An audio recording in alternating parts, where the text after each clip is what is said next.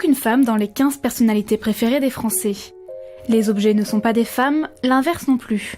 Des chiffres, des slogans, des visuels chocs.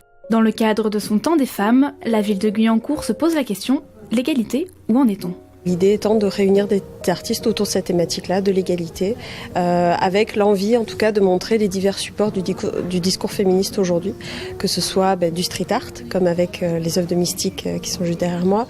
On va avoir aussi de la vidéo, de l'affiche, de l'illustration aussi, du dessin de presse, de montrer aussi toutes les formes que peut prendre le discours autour de l'égalité aujourd'hui.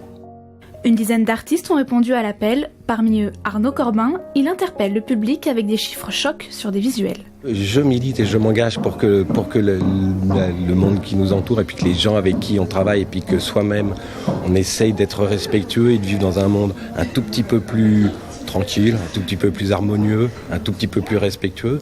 L'exposition Soyons affichés est au centre de ce mois consacré aux femmes et entraîne avec elle de nombreuses animations pour toucher un public le plus large possible. On a aussi des débats, on a aussi au théâtre notre ferme de Belle-et-Bas, notre centre culturel, il y a aussi des représentations théâtrales et on a aussi chaque année une forte sensibilisation envers les enfants et les plus jeunes et il y a plus de 300 jeunes qui se sont inscrits pour venir avec leurs enseignants visiter l'exposition et puis aussi travailler, et c'est ça qui est le plus important, travailler sur le sujet de l'égalité entre les femmes et les hommes.